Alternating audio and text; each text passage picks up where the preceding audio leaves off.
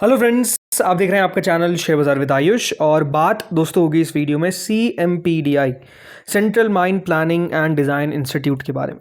तो दोस्तों कल के दिन यानी मंडे को या IPO आपको लिस्ट होता हुआ दिखा, और लिस्टिंग अपने आप में आप कह सकते हैं कमज़ोर हमको देखने को मिली। लिस्टिंग जो है वो एक खास अच्छी होती हुई नज़र आई हो ऐसा नहीं है। गिरावट के साथ दोस्तों ये खुलता हुआ दिखा, उसके बाद और गिरावट हमको आती हुई देखने को मिली। तो इसी के बारे में दोस्तों इस वीडियो में मेजरली हम बात करेंगे कि अब आगे का यहाँ पर क्या सिचुएशन हो सकता है। बेसिकली कंपनी को फिनेंशियली देखेंगे कि क्या वैल्यूएशन सही में महंगे नज़र आते हैं या फिर यहाँ से जगह दिखती है। अगेन कोई बाय सेल रिकमेंडेशन नहीं है, इस बात को क्लियरली ध्यान रखिएगा। जो डिस्क्लेमर की है, कोई बाय सेल रिकमेंडेशन नहीं है, जस्ट हम देखिए कंपनी को समझ रहे हैं, पढ़ रहे हैं, वो हम बात करेंगे मेजरली। तो उसी तरीके से इस वीडियो को आप लोग लेकर चलिएगा। लेकिन वीडियो में आगे बढ़ने से पहले अभी तक अगर आपने दोस्तों चैनल को सब्सक्राइब नहीं किया और पहली बार विजिट किया है तो सबसे पहले आप लोग जरूर चैनल को दोस्तों सब्सक्राइब कर लीजिएगा। और मार्केट में दोस्तों लगातार आपको पता है काफ़ी वॉलेटिलिटी है, इसलिए देखिए हमने सिर्फ बाजार पे रिलेटेड पूरा एक प्रॉपर चैनल बनाया। आपको पता ही इस चैनल पर हम मेजरली IPOs पे बात करते हैं और भी कुछ बात करते हैं, लेकिन हम मेजरली IPOs पे बात करते हैं। तो हमने सोचा कि एक सेपरेट चैनल होना चाहिए, इसलिए देखिए भारत मार्केट रेडार हमने बनाया है, जिसपे हम प्रॉपर मार्केट एनालिसिस करते हैं। रोज़ जो बाजार में खबरें आ रही है, इंपैक्ट जो आता हुआ दिख रहा है, उसके ऊपर बात करते हैं। तो इस चैनल को भी आप लोग दोस्तों सब्सक्राइब कर सकते हैं। जो चैनल की लिंक है वो डिस्क्रिप्शन में गिवन है, या फिर ये जो आई बटन यहाँ पर दिखेगा आपको सब्सक्राइब दिखेगा, वहाँ पर आप लोग क्लिक कर लीजिएगा। तो बिल्कुल इस चैनल को भी सब्सक्राइब कर लेना। CMPDI देखिए फ्राइडे को क्या मंडे को क्या हुआ, फ्राइडे नहीं मंडे को क्या हुआ, लिस्टिंग एक तो ख़राब होती है, और उस लिस्टिंग के ख़राब होने के बाद और दोस्तों जो गिरावट है वो हमको क्लियरली कंपनी में आती हुई दिखती है। लगभग 154 के आसपास बंद हुआ, 6 रुपये के आसपास की गिरावट जो थी वो हमने विटनेस करी। यानी लगभग दोस्तों शेयर लिस्टिंग के बाद 4% और टूटा। वैसे तो देखिए जो लिस्टिंग थी वो लगभग दोस्तों 7% के आसपास के डिस्काउंट पर हमको देखने को मिली थी, एंड वो दिखा रहा था कि डेफिनेटली मार्केट के अंदर IPOs को लेकर कितना एक्शन है।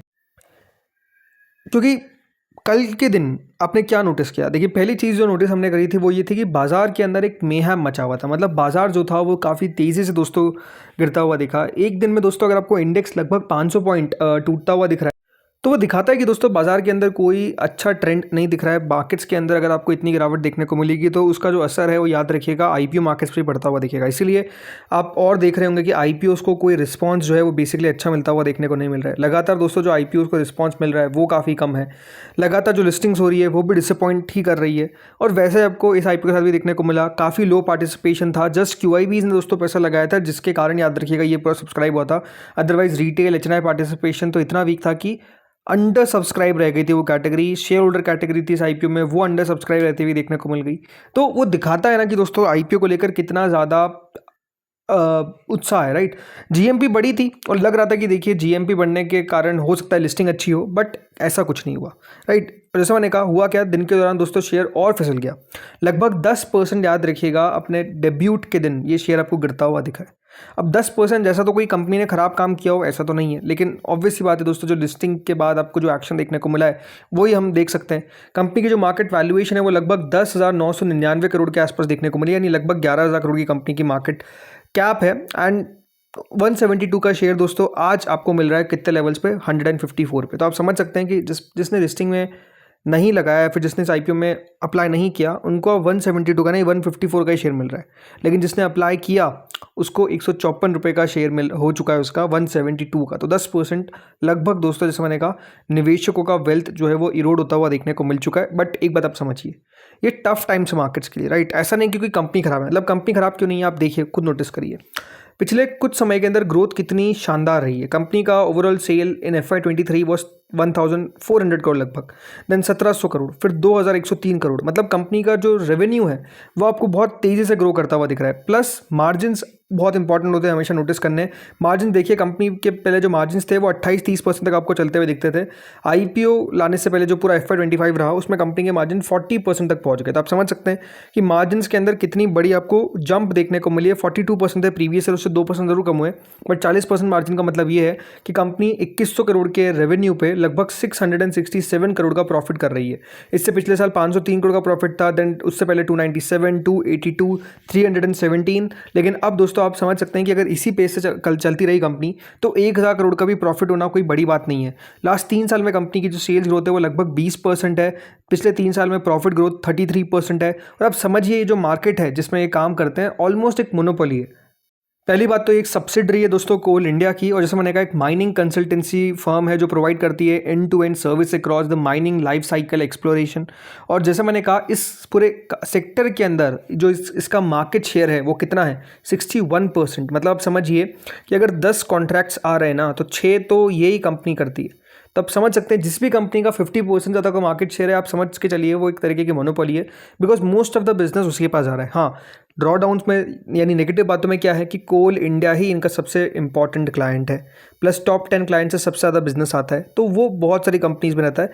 क्योंकि कोल इंडिया याद रखिए अपने आप में सबसे बड़ी कंपनी है भारत के अंदर कोल के अंदर, तो क्लाइंट भी कोल इंडिया ही रहेगा, इसलिए दोस्तों कोल इंडिया की सब्सिडरी है। बाकी इनके वर्टिकल्स काफ़ी है, जियोलॉजिकल एक्सप्लोरेशन है, एंड रिसोर्स इवैल्यूएशन है, फिर माइन प्लानिंग एंड डिज़ाइन है, एनवायरमेंटल सर्विसेज है, और जियोमेट्रिक सर्विस है जो कंपनी दोस्तों देती है। तो 4 सर्विसेज मेजरली ये ऑफर करती है, और ये बेसिकली एक नोडल एजेंसी की तरह काम करती है। नोडल एजेंसी ऐसे कि ये गवर्नमेंट फंडेड एक्सप्लोरेशन प्रोजेक्ट्स के ऊपर काम करती है जो मिनिस्ट्री ऑफ कोल और NMEDT के अंदर आते हैं, और एक स्ट्रेटेजिक रोल प्ले करती है national coal resource assessment and policy support.